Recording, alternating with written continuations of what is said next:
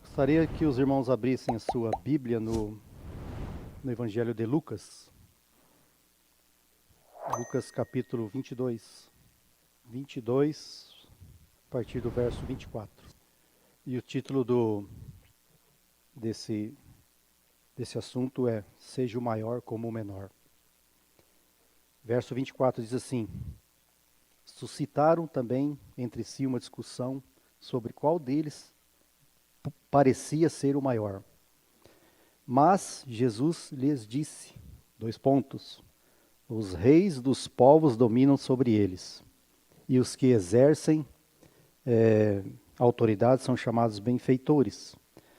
Mas vós não sois assim, pelo contrário, o maior entre vós seja como o menor, e aquele que dirige seja como o que serve. Verso 27. Pois qual é maior? Quem está à mesa ou quem serve? Porventura, não é quem está à mesa? Pois, no meio de vós, eu sou como quem serve. Palavras do Senhor aqui. Mais um assunto no Evangelho de Mateus, sobre esse mesmo assunto, Mateus 23. Verso 8 a 12. 23. Evangelho de Mateus 23, capítulo 23, verso de 8 a 12. Diz assim: Vós, porém, não sereis chamados mestres, porque um só é vosso mestre, e vós todos sois irmãos. Ninguém sobre a terra chameis vosso Pai, porque um só é vosso Pai, aquele que está nos céus. Nem sereis chamados guias, porque um só é vosso guia, o Cristo. Mas o maior dentre vós será o vosso servo. Quem a si mesmo se exaltar será humilhado, e quem a si mesmo se humilhar será exaltado. Irmãos, considerei muito sobre esse assunto, e outro dia eu vi um podcast do irmão Hernandes, e a moça perguntava para ele quanto tempo ele gastava para fazer o esboço de uma mensagem. Ele disse que em média 8 horas para ele liberar uma mensagem.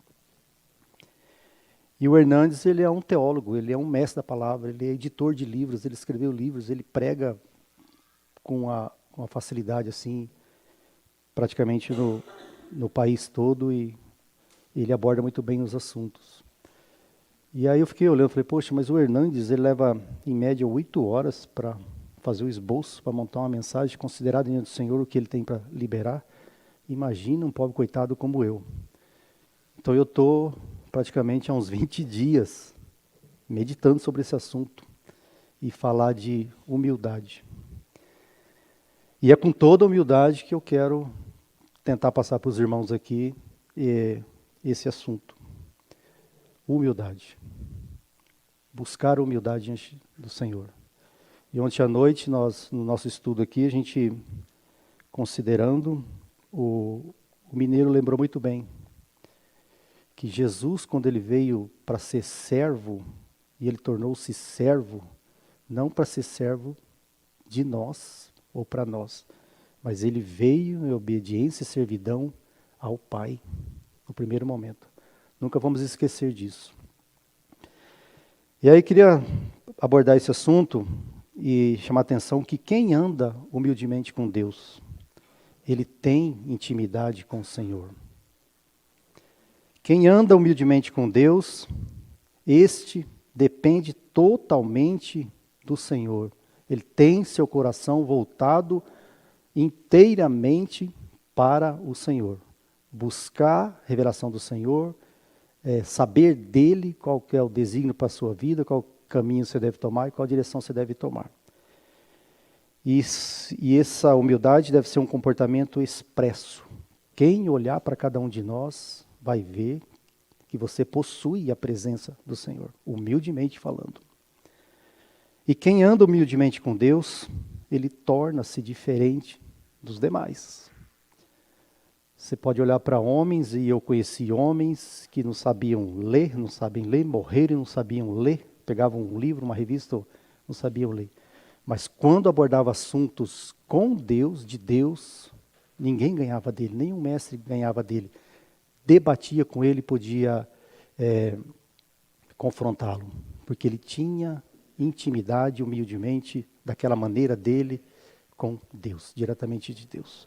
E ele tinha essa expressão de Deus no caráter dele, desde o seu levantar até o seu deitar. O dia todo as pessoas olhavam para ele, aquele homem simples que morava num rancho, porém ele tinha a presença do Senhor nele, na sua humildade, assim, na sua modéstia, ele tinha a presença do Senhor. E ele manifestava a vida do Senhor em toda a sua história. E o andar humildemente com Deus é conhecer os seus desígnios e os seus desejos. O que Deus pretende para cada um de nós. E o que Deus pretende com a sua igreja. Andar humildemente com Deus é desejar a Deus acima de tudo. Ter a presença dele na sua vida. Então, a gente vê nesses dois capítulos que a gente leu, Jesus usando muito a palavra não e nada para referir-se a si mesmo. Nada sou, nada faço por mim mesmo, não vim para fazer as minhas vontades, mas a vontade daquele que me enviou, Jesus Cristo, sendo humilde ao Pai o tempo todo. João 5, verso 19 diz assim: Então lhes falou Jesus, em verdade vos digo que o Filho nada pode fazer de si mesmo, senão somente aquilo que vir fazer o Pai. Irmãos, considere isso no seu coração e na sua mente. Ele é Deus, ele é gerado de Deus. Pai, Filho e Espírito são um. Ele possuidor de toda a glória na eternidade. E ele declara isso aqui, nada pode fazer de si mesmo quando ele encarnou no nosso meio. E ele não podia fazer a sua própria vontade, mas a vontade daquele que o enviou, o Pai. Isso não expressa incapacidade pessoal, que ele era capaz, mas ele dá uma ênfase total à unidade da Trindade. Certamente no conselho da Trindade decidiram que ele foi o escolhido para encarnar e viver humildemente no nosso meio. Então essa é a característica da humildade em Cristo Jesus, para dar uma ênfase à obediência à Trindade. Não para nos servir, ser um escravo nosso, mas servir os céus, a direção, aquilo que o conselho da Trindade tirou. Humildade nas Escrituras não é se passar por inútil e recusar responsabilidade, mas conhecer e guardar o lugar que Deus determinou para alguém. Ser humilde é uma questão de aceitar o plano de Deus. Ele era um líder, porém humilde. Ele, o servo, também, porém humilde. Porque ele aceitou esse plano eterno de Deus. Mateus 11, verso 29, diz assim: ele diz que estava seguindo o plano do Pai para a sua vida terrena. Por isso que ele falava humilde de coração, manso de espírito. A Confissão de Westminster, onde retrata que o propósito do Pai foi aceito pelo Filho, diz assim, abro aspas, e essa confissão foi escrita e promulgada no ano de 1643 e 1646. Ela teve esse período que abordava muito esse assunto. Abro aspas, diz assim: aprove a Deus, e em seu eterno propósito, escolher e ordenar o Senhor Jesus Cristo, seu Filho, unigênito, para ser o mediador entre Deus e o homem, o profeta, sacerdote e rei, o cabeça e salvador de sua igreja, o herdeiro de todas as coisas e juiz do mundo. E deu-lhes desde a eternidade um povo para ser sua semente e para no tempo devido ser por ele remido, chamado, justificado, santificado e glorificado. Aprove a Deus que em Cristo Jesus fez tudo isso por nós, pela sua igreja e por cada um de nós.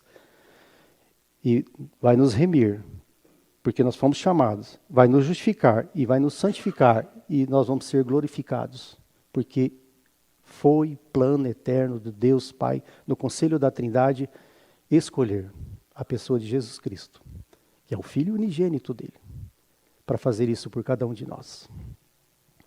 Ser humilde é uma questão de aceitar o plano de Deus. E Jesus Cristo aceitou o plano do Pai. Humildade na Escritura não significa passar por inútil ou recusar responsabilidade, como eu disse. E essa confissão de Westminster resume esse acordo da Trindade. Aprove a Deus escolher o seu unigênito, seu Filho querido, e encarnar no meio de nós. E fez tudo que ele fez por cada um de nós. Em sua humilhação, ele deixou para trás a glória eterna que era sua, assumindo uma perfeita e completa natureza humana. Qual que é o primeiro hino que nós cantamos? Abriu mão da sua glória.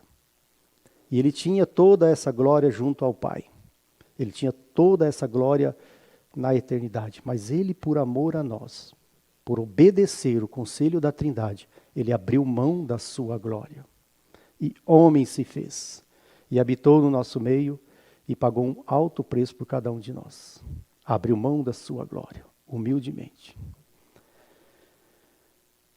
Na sua encarnação, teve uma vida de pobreza e sofrimento. Todos nós sabemos a vida dele. Assumindo uma perfeita e completa natureza humana. Ele tinha alma, corpo e espírito. E ele foi rejeitado pelo seu povo. João capítulo 1, verso 11 diz assim: veio para o que era o seu e os seus não o receberam. Ele foi rejeitado pelo seu povo, não rejeitado pelo Pai, não rejeitado nos céus, mas quando ele encarnou, seu povo rejeitou. João capítulo 1, ainda no verso 12, diz assim: mas todos quantos receberam, Deus e o poder de serem feitos filhos de Deus, a saber, os que creem no seu nome. Semana passada o irmão trouxe esse versículo em João capítulo 3, versículo 16, e o irmão estava com a camiseta domingo passado, João 3,16, que diz assim: Deus amou o mundo de tal maneira, e todos nós nos impressionamos quando ele diz essa expressão, de tal maneira. E qual que é essa tal maneira, irmãos? Que deu seu filho, seu único filho, seu primogênito, a sua obra-prima. Deus amou o mundo para salvar o mundo, num primeiro momento. Só foi a vontade da Trindade fazer isso por nós. E o Filho humildemente aceitou fazer isso por cada um de nós, pela tua igreja. E aí esse capítulo 3 termina no verso 36, diz assim: quem crê no Filho tem a vida eterna, mas todavia, aquele que se mantém rebelde. E sabe o que significa esse rebelde? Aquele que é desobediente, aquele que não dá ouvidos, aquele que não quer saber nada do Senhor. Aquele que se torna rebelde contra o Filho não verá a vida eterna, não terá a vida eterna, mas sobre ele permanece a ira de Deus. Irmãos, do céu para o inferno. Ele veio para salvar o mundo. Deus amou o mundo de tal maneira. Mas aí, num segundo momento, quem se torna rebelde, quem se torna desobediente, vem para julgar o mundo. Ira de Deus. Não vamos passar por inocentes, por não sabedores disso. Em sua obediência, no primeiro momento, Cristo pagou a penalidade que os pecadores deviam a Deus, no sentido de permitir, consentir. Jesus veio para fazer a vontade do Pai e não para evitá-la. E em seu coração estava inteiramente obediente à vontade do Pai. Ele fez isso sofrendo a morte na cruz. E os irmãos acabaram de partir o pão aqui, e eu estava me lembrando de Marcos 14, Jesus no Getsêmani. Só abrir um parênteses aqui, naquele momento de sofrimento, de angústia dele, e ele leva junto ali 3 dos seus, Pedro, João e Tiago, e Pedro e João e Tiago ferram no sono, e Jesus sai para orar. Não que ele precisasse que alguém orasse com ele, por ele ou para ele. Ele nunca fez isso, nunca pediu isso. Mas ele só pediu para eles, fiquem atentos, vigilantes. E saiu para orar. E nessa oração dele, em Marcos 14, fala que ele foi tomado de pavor e angústia.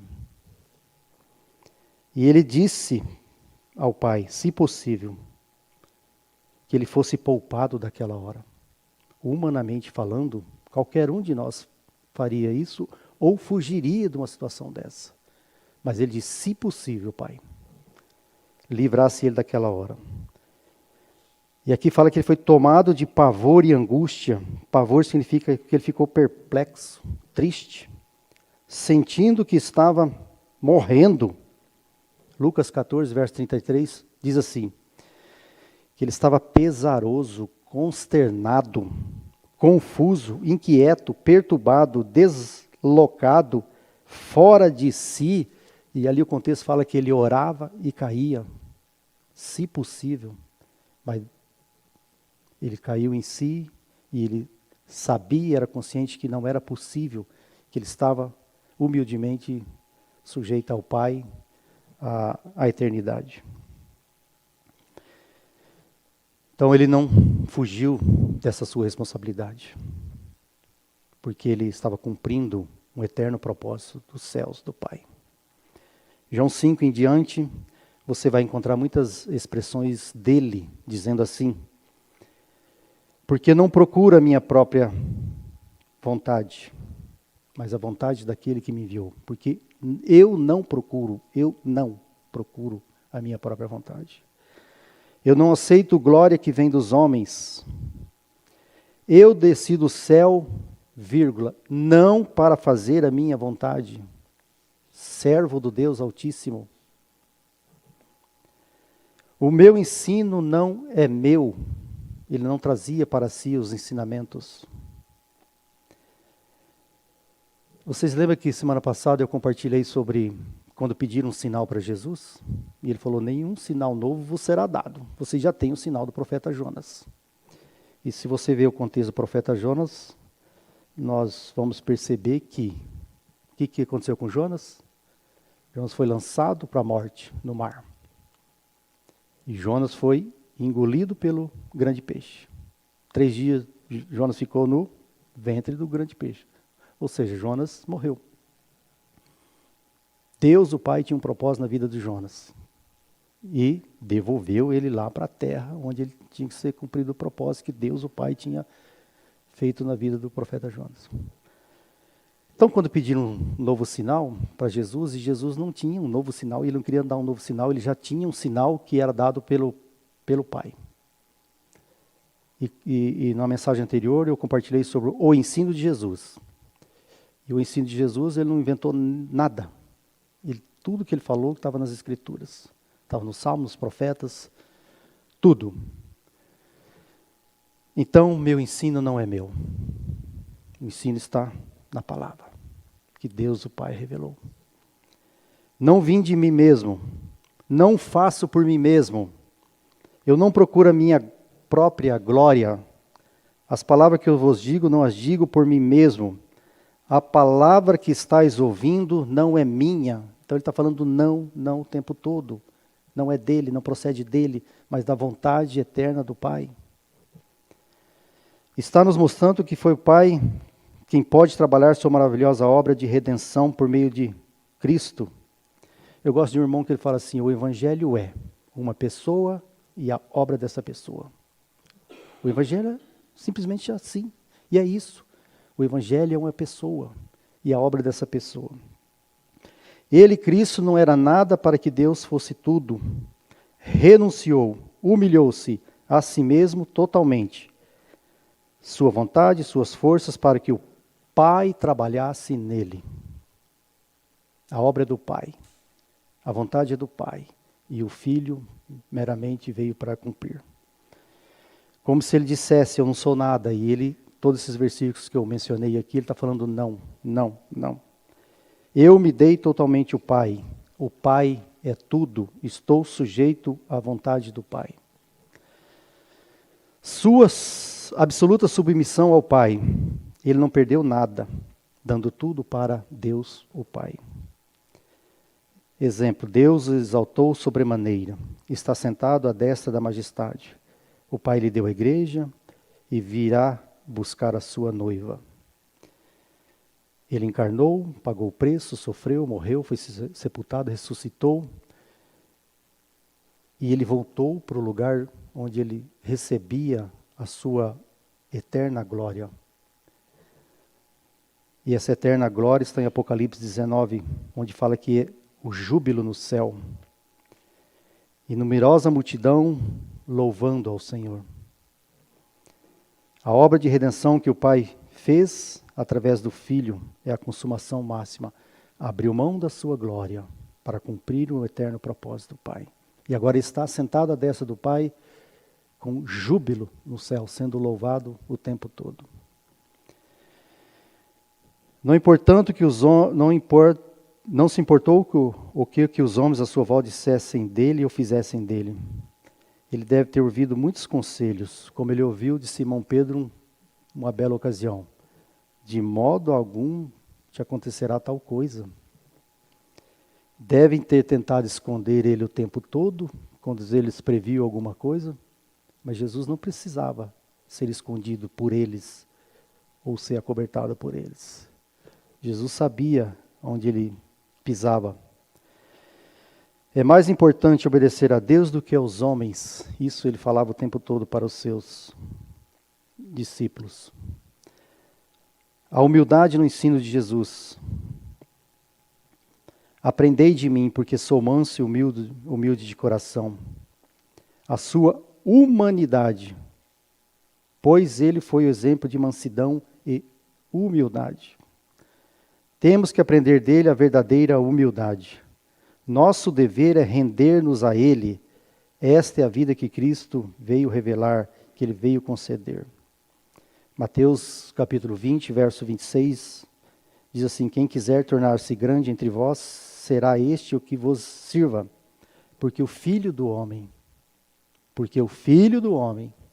não veio para ser servido, mas para servir. Deus trabalha a todo momento para que todo filho de Deus deve estar consciente que nada são. E nós devemos ter essa confiança que nós nada somos, nós não temos nada de bom em nós. Nós devemos ter consciência que a única coisa que nós podemos ser é um vaso, um canal, através do qual Deus vivo pode manifestar as suas riquezas, da sua sabedoria, poder e bondade. E um exemplo disso está no próprio Senhor Jesus. Se considerou como servo dos homens para satisfazer o coração do Pai, para que por meio dele Deus puder fazer sua obra de amor nos homens, na tua igreja. Quer um exemplo maior do que isso? Se você ler, considerar, estudar João 13, você vai ver lá. Jesus lava os pés dos seus discípulos, pega uma bacia, deita água nela, se despe da sua vestimenta superior, se veste como um servo, como um escravo, e lava os pés dos seus discípulos. E ele diz para eles, se eu, sendo o Senhor e mestre, fiz isso, vocês também devem fazer isso. Lavar os pés uns dos outros. E ele pergunta para eles, compreendeis o que eu fiz? Vós me chamais mestre, e realmente eu sou. Se eu, sendo Mestre e Senhor. Se eu, sendo mestre e Senhor, vos lavei os pés, também vós deveis lavar os pés uns dos outros. E é isso que ele espera de cada um de nós. Sejam humildes como ele foi. Olha o início do seu ministério, Mateus 5, no Sermão do Monte, onde ele fala das bem-aventuranças. Bem-aventurados os humildes de espírito, porque deles é o reino dos céus. Os humildes não buscam nada em si mesmo, porque vem deles o reino. Jesus deve ser nosso modelo de mansidão e humildade. Humildade é o segredo da bênção. E eu estou compartilhando isso porque eu já li esse livro aqui umas par de vezes. Um livro do Andrew Moura diz assim: humildade, a beleza da santidade. Quem não leu esse livro, uma hora lê. Para você ter uma noção de que é humildade, segundo Deus. Lucas capítulo 9, ali tem um contexto onde que os discípulos disputavam quem seria o maior no reino. E aí eles concordaram em ir ao Senhor e perguntar para ele: Senhor, quem que é o maior? Quem vai ser o maior entre nós aqui lá no teu reino? E Jesus responde. Responde com outra palavra lá em Mateus capítulo 18. Ele juntou seus discípulos e tinha um monte de crianças brincando. Ele pega um menino, traz para o meio ali e diz assim: ele colocou uma criança no meio deles e disse: aquele que se tornar humilde como esse menino, esse é o maior nos céus. E eu fiquei imaginando Jesus ele queria dar um exemplo, aquele bando de meninos brincando ali, e tem um amigo meu que outro dia disse uma frase assim: criança só quer saber de uma coisa, só quer saber de brincar. E ele casou, esse amigo meu casou, e aí não conseguia engravidar, ter filhos, e depois de um tratamento longo, tiveram uma duplinha de menina. E ele usou essa frase: criança só quer saber de brincar. Ele falou: puxa, nós ficamos tão encantados com essas duas menininhas que eu comprava aquelas bonequinhas caríssimas, aquelas bonequinhas, a coisa mais linda do mundo. Aí eu observava minhas menininhas lá no armário, pegava tampa de extrato de tomate, tampa de garrafa PET, tampa de panela, e ia brincar, e as bonequinhas ficavam lá encostadas no canto, bonitinha. Criança só quer saber de brincar. E eu fiquei imaginando esse menino segurado pelo Senhor Jesus aqui, Jesus falando, dando um exemplo, e o bando de criança brincando lá, e aquela criança aqui doida para escapar, para voltar a brincar, que criança só quer saber de brincar. Humildade. E Jesus usa esse exemplo. Quem não se fizer humilde como essa criança, que não tem maldade nenhuma, não tem nada, que só quer saber de brincar. Na sua inocência, na sua humildade. E outro exemplo, tem um amado irmão aí que ele sempre usa. As mães de primeira viagem, quando tem o seu bebê, elas ficam 6 meses de licença maternidade em casa. Então a mãe fica de olho no bebê, o bebê de olho na mãe, e é um para o outro. Um vive para o outro. Aí quando acaba a licença maternidade, a mãe volta a trabalhar. E aí à tarde ela volta, abre a porta da sua casa, bate o olho no bebê. A mãe está encantada, que quer ver o bebê, quer grudar o bebê, assim. E o bebê fica esperneando e quer grudar a mãe, e a mãe acha que o bebê está com saudade dela, na verdade não está com saudade dela, como diz esse amado irmão. Aquele bebê olha para a mãe e vê uma mamadeira de 1,70 m na frente dela. Então ele quer grudar a mãe. Então essa é a beleza que há numa criança. E é isso que Jesus pegou essa criança e mostrou esse exemplo. Essa humildade, essa simplicidade que há numa criança. Então, aquele que se tornar humilde como esse menino, esse é o maior no reino dos céus. O que Jesus está dizendo? Que a principal das graças é a humildade. Lucas capítulo 9. Aquele que é menor entre vós será o maior. Vocês lembram, Mateus 20, a mãe dos filhos de Zebedeu? Tiago e João, chamaram o Senhor um dia à parte e falaram: Senhor, quero uma coisa que o Senhor faça por mim. Que esses meus 2 filhos, um senta à direita e outro à esquerda. E o Senhor fala, bom, isso não compete a mim. Olha até nisso, Senhor. Isso não compete a mim, compete ao Pai. Então vê o que uma mãe é capaz de fazer pelo um filho, né? A primazia na igreja é prometida aos mais humildes. Vocês lembram de Atos 6? Os diáconos, aqueles que serviam às mesas, aqueles que cuidavam na mesa. Eles eram cheios de espírito, cheios de sabedoria, cheios de vida, porque humildemente eles se dedicaram a esse serviço. Servir às mesas. Isso hoje é pouco pregado, pouco praticado. Nós temos carência disso hoje. Humildade e mansidão. Quão pouco o mundo tem visto isso no nosso meio. Isso não tem sido visto no nosso círculo interior da igreja e principalmente nas lideranças que a gente vê hoje em dia espalhado pelo Brasil e pelo mundo afora. E qual que é o caminho para uma vida superior? Baixo, baixo, baixo. Quanto mais baixo, mais visto pelo Senhor. Foi o que Jesus sempre disse aos seus discípulos, que estavam sempre pensando em ser grande, ser primeiro, sentar à direita e à esquerda. Não busquem, não peçam por exaltação. Olhem para si mesmos como servos de Deus, primeiro uns aos outros. Quando Deus encontra a criatura rebaixada e esvaziada, é através de seu poder maravilhoso e amor e sua glória que Ele pode exaltar e abençoar. Baixo, mais baixo. Quanto mais baixo, mais visto pelo Senhor. Aprendei de mim que sou manso e humilde. São palavras dele o tempo todo para os seus discípulos. Vamos crer o que Ele mostra, Ele dá, Ele concede o que Ele é. Aprendei de mim, baixo, mais baixo.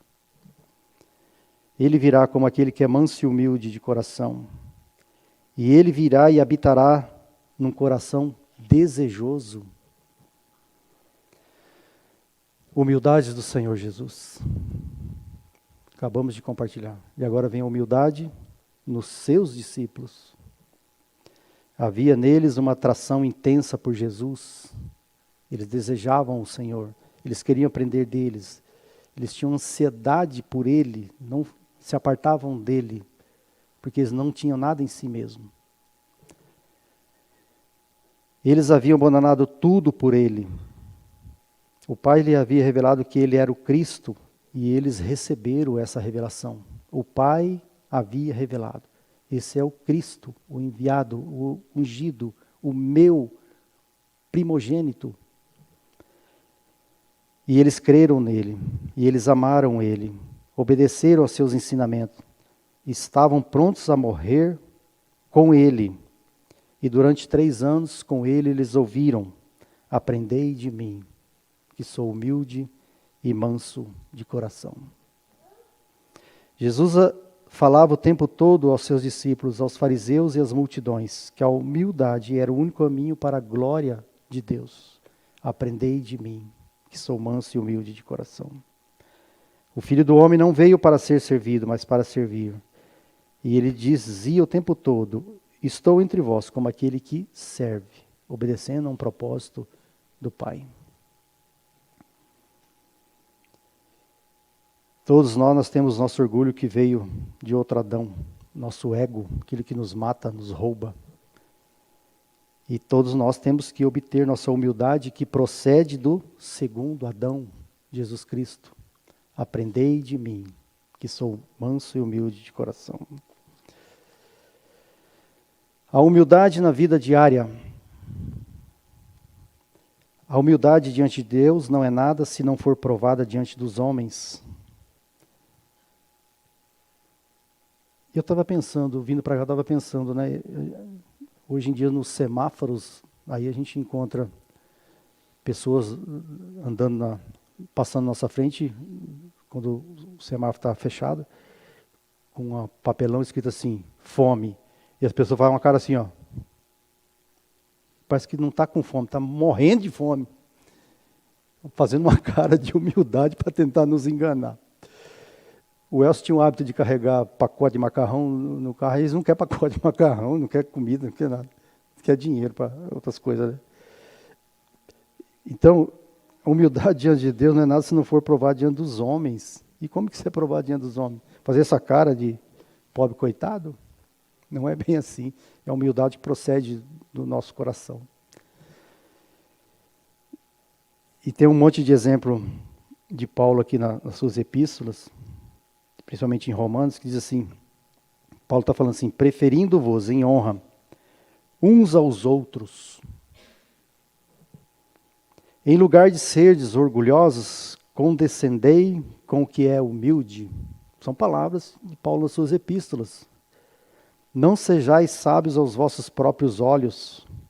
O amor não se ufana, não se ensoberbece, não procura seus próprios interesses. Sede servos uns aos outros pelo amor. Não nos deixamos de possuir de vanglória, provocando uns aos outros, tendo inveja uns dos outros. Andeis com toda humildade e mansidão, suportando-vos uns aos outros em amor. Nada façais por partidarismo ou vanglória, mas por humildade. Filipenses capítulo 2. Ensino nas epístolas de Paulo sobre humildade. Revesti-vos, pois, como eleitos de Deus, santos e amados, eternos afetos de misericórdia, de bondade, de humildade, de mansidão, suportando-vos uns aos outros. O que essa expressão uns aos outros significa para nós? Que os outros são superior a nós. Esse deve ser o nosso sentimento. Preferindo-vos uns aos outros. Paulo precisava dessas coisas, ele era um mestre da palavra. Mas ele coloca isso para nós o tempo todo. O homem humilde respeita cada filho de Deus, mesmo que o mais débil ou mais indigno, e honra e prefere como filho de um rei. O homem humilde não sente ciúmes ou inveja. O homem humilde, ele louva a Deus quando outros são preferidos e abençoados antes dele. Tem um amigo meu que fala assim, eu tenho uma inveja, mas eu espero que seja uma boa inveja. Tenho inveja de tal coisa, mas não podia ser para mim, então. Não é nenhum ponto de humildade. Isso não significa uns aos outros. Suporta quando os outros são louvados e ele é esquecido. Quando um é abençoado e às vezes você não é abençoado naquela situação, você pensa, poxa, por que não eu? Então suporta quando outros são louvados e você não. Aprender, como Paulo dizia o tempo todo, nada sou, nada tenho, nada posso. Vamos nos revestir de um coração de compaixão, bondade, humildade, mansidão, suportando e perdoando uns aos outros. E a margem da Bíblia, o que significa essas coisas? Perguntar a Deus. Perguntar a nossos irmãos, perguntar ao mundo. Se eles reconhecem em nós algum traço de humildade, devemos perguntar isso. Será que o mundo aí fora percebe em nós? Pode ser que aqui no nosso meio, no nosso viver diário de igreja, a gente tenha isso, mas e lá fora, no nosso trabalho, no nosso dia a dia? Será que nós temos essas características? O mundo vê humildade em nós? Será que o mundo reconhece algum traço de humildade em nós? Vamos nos apresentar e nos tornar humilde e manso para o manso e humilde de coração, que é nosso Senhor Jesus. Vamos respeitar todo irmão. Vamos vê-los como instrumentos de Deus para a nossa purificação. Muitas vezes o Senhor envia algum irmão na nossa vida para nos exortar, e a gente às vezes acha que não é um enviado de Deus para nos purificar. Vamos ter fé no tudo de Deus, que é Cristo Jesus. O nosso ego é um personagem muitíssimo forte, ele é exigente, requer o melhor assento, melhor lugar, o mais elevado. Nós não somos assim no nosso dia a dia. E não foi o contrário disso que o Senhor fez, obedecendo ao Pai, por causa de nós? Eu já vi 2 exemplos de assembleias numa mesma localidade, numa mesma cidade, os irmãos com a mesma visão de reunião. E aí cogitaram a possibilidade de fazer fusão. Aí as assembleias, os membros se encantaram com aquilo, falaram, meu Deus, que maravilha. Nós vamos juntar 80 mais 60, que maravilha. Se encantaram com isso. Mas quando a liderança se reunia, e ficaram por um bom tempo se reunindo para fazer isso, não chegaram num acordo. Por causa de quê, irmãos? Não se humilharam, não sujeitaram uns aos outros, tudo isso que, esses versículos que eu citei aqui. Aquelas 2 assembleias estavam encantadas com a possibilidade, com a ideia, mas a liderança não chegou nesse acordo. Falta de humildade, irmãos. Quão terrível é isso. Um pensamento de um amado irmão do século 17, 16, final do século 16, início do século 17. Um irmão chamado George Fox. E ele era de uma família já de protestantes, e ele estava reunindo há um bom tempo com os pais, no meio daquilo, e ele teve um momento que ele falou, poxa, eu não estou vendo humildade nenhuma nessa igreja, e eu preciso de algo mais. E aí ele saiu, começou a buscar de Deus uma direção. E ele disse uma frase assim, abro aspas, conheci Jesus, e ele é muito precioso para a minha alma, mas eu encontrei algo em mim que não seria mantido doce, paciente e bondoso. Fiz o que pude para reprimir, mas isso estava lá. Supliquei a Jesus que fizesse alguma coisa por mim, e quando me entreguei a Ele, meu desejo, Ele veio ao meu coração e tirou tudo que não fosse doce, tudo que não fosse bondoso, tudo que não fosse paciente, e depois Ele fechou a porta, e fechou aspas. Nós precisamos fazer isso no nosso dia a dia? Pedir para o Senhor habitar ricamente no nosso coração, em nossa vida? E quando nós percebemos que isso aconteceu, certamente o Senhor vai fechar a porta. Vai ser só você e o Senhor que vão desfrutar. Será que nós não temos que buscar em nós esse coração humilde? Será que às vezes nós não falamos, poxa, eu não preciso de mais nada? Será que o Senhor não tem que tirar todas essas coisas do nosso coração? Coração, para permanecer em nós um coração de humildade? Isaías 65 tem um verso que diz lá assim, povo que diz, fica onde está, não te chegues a mim, porque sou mais santo que tu. Ao perigo que esse povo declarou e ao perigo que nós corremos também de fazer. Fique onde está, não se chegues a mim, porque eu sou mais santo do que tu. A falsa santidade é a falta de humildade. Quem busca santidade, tomar cuidado com o orgulho. Lembra da igreja em Laodiceia? Ela se exaltou.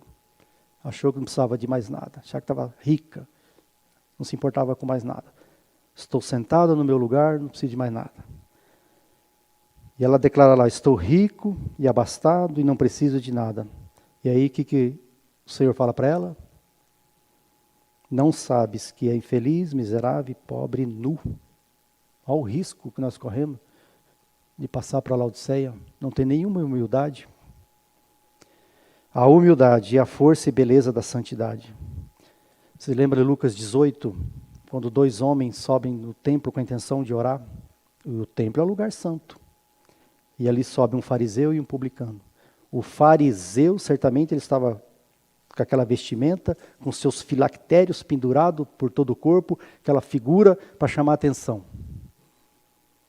E ali fala que ele orava de si para si mesmo. E ele condenava ainda aquele publicano, falava, eu não sou como este. Eu faço isso, faço aquilo, faço isso, para ser visto pela multidão. E ele confiava em si mesmo. O publicano, de longe, não ousava levantar os olhos. E ele só dizia assim, ó Deus, sê propício a mim. Sê propício a mim que eu sou pecador.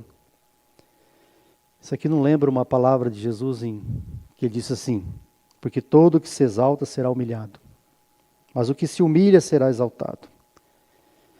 Uma observação aqui para nós, irmãos, no templo de Deus.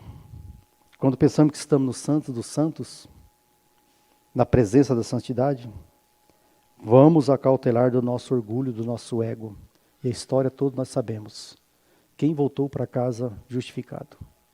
Aquele que disse, ó Deus, sê propício a mim.